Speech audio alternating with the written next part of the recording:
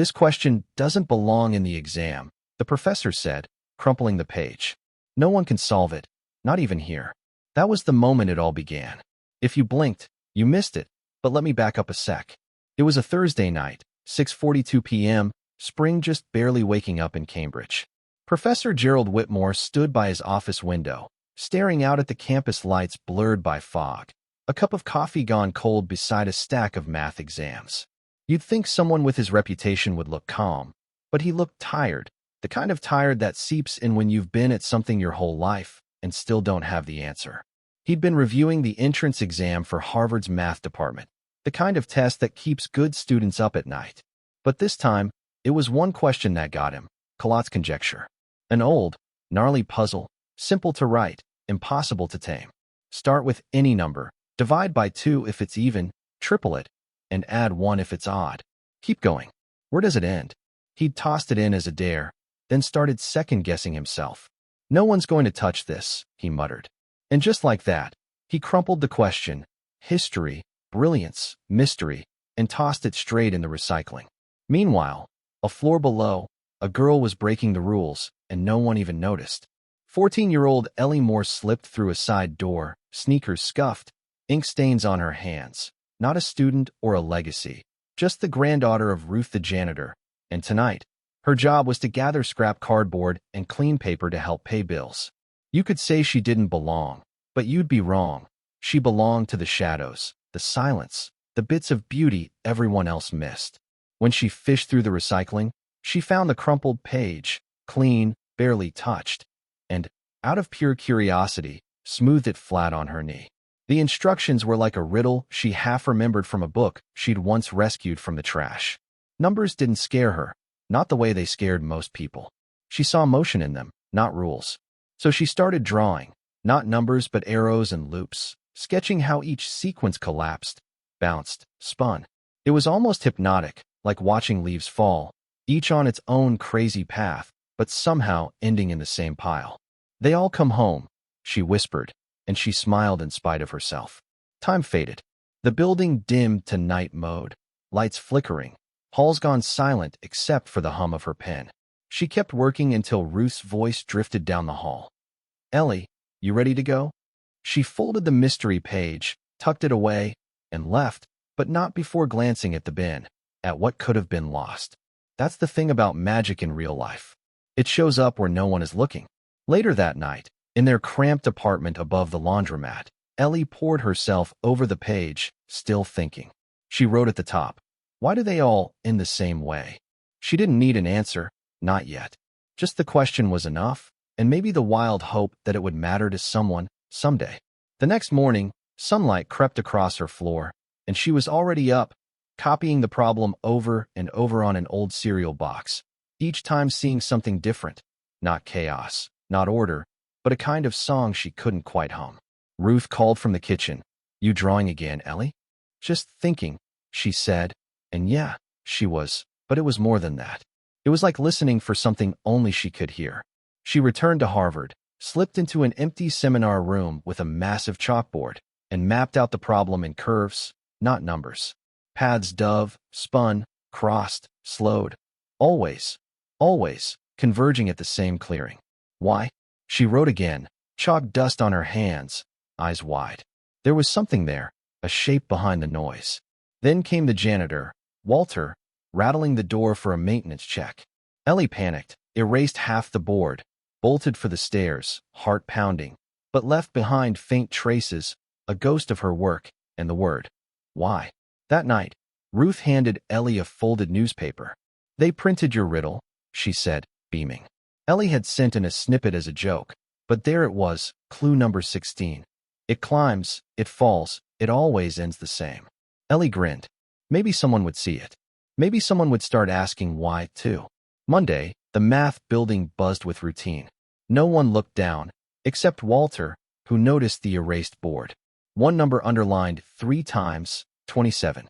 He shrugged, erased it, but couldn't get it out of his head.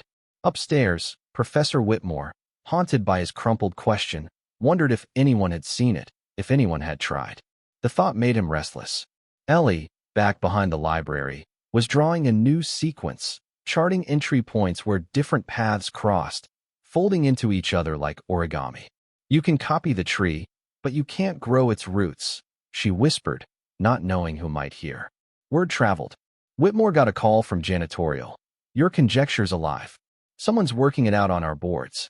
He flipped through old notes, found the same number, 27, the wild seed. That night, Ellie scribbled a letter. To whoever threw this question away, I think it's a mirror, not a problem. She never mailed it. Ruth found it, folded it gently, lit a candle beside it. Sometimes that's all you can do for hope. A day later, Whitmore found the board filled not with numbers, but with sketches, loops, gateways, the central circle marked twice. It isn't a formula. It's a path, Ellie had written. He left a question under it. Who are you? And left the door open, just a crack. Ellie found it the next day. She stood in the doorway, saw the question, and, for the first time, felt seen. I'm no one, she whispered. But the room, the chalk, the echoes, they all said otherwise. Word got out. Professors started whispering. Whitmore waited. When Walter spotted Ellie in 203, Whitmore went to see for himself. Ellie stood at the board, notebook open, sketches like rivers branching and merging, art and logic in motion. You're the one who's been working on the conjecture, he said. She nodded, shy but unafraid. He didn't ask for her credentials. He just said, show me. And Ellie did, explaining how sequences crossed, where numbers slowed, how she called them hinges. Not statistical attractors, she didn't have the language for that. Just breathing points, she said. Places where numbers seemed to pause and think before moving on. For Whitmore, it was a revelation. Word reached the faculty.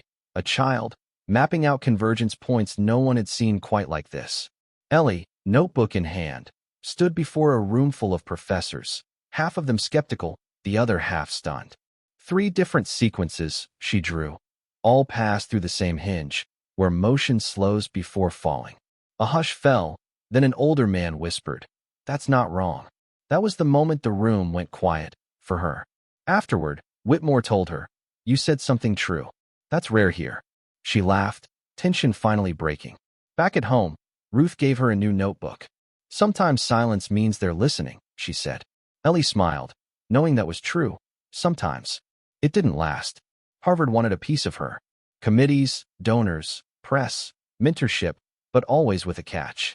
They wanted her diagrams, her story, her name on their rosters.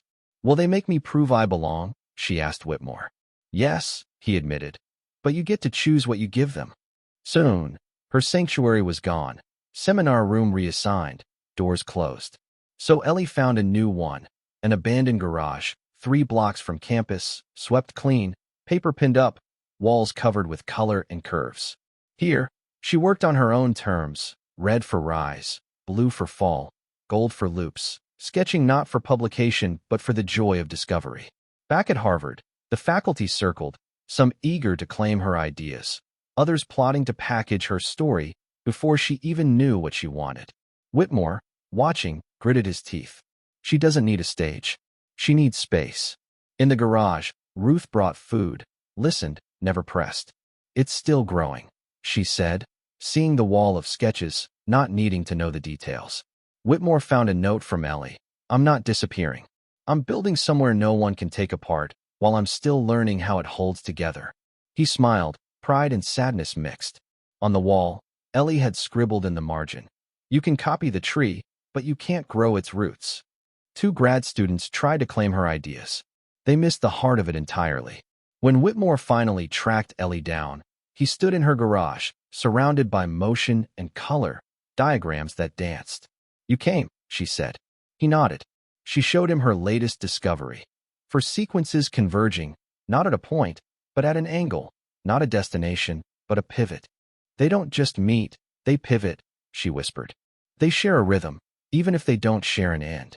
He saw her. This isn't a project, he said. It's a contribution. He left her with a note. If the girl returns, don't ask for credentials. Ask what the numbers sound like when no one is speaking. He meant it. Word spread. Committee sent offers. Harvard's Office of Advancement wanted to showcase her. Ellie said no, not out of fear, but out of knowing her own worth. Instead, Whitmore invited her to a different kind of meeting, a quiet seminar, no stage, No cameras, just an open chair in the North Rotunda, and an invitation. You may speak if you wish. Ellie entered, didn't sit, just held up her sketchbook. On one page, a spiral, open-ended. The word, still. On the next, a series of curves, all converging toward a silent point. She said, if you only measure what moves, you'll miss the thing that holds it all still. Then she left, quiet as she'd come. No one spoke for a long time. Eventually, the oldest professor sat in her place, looked at the spiral, and whispered, I've never felt more like a student. That night, Ruth handed Ellie an envelope. You've built a language worth waiting for. In room 203, someone wrote on the board, this seat has no name, but whoever sits here will not be interrupted. Back in the garage, Ellie tacked up a blank page. What happens after silence is heard? She smiled, turned off the light, not because the story was finished, but because she knew it didn't need proof to be real. So, what do you think?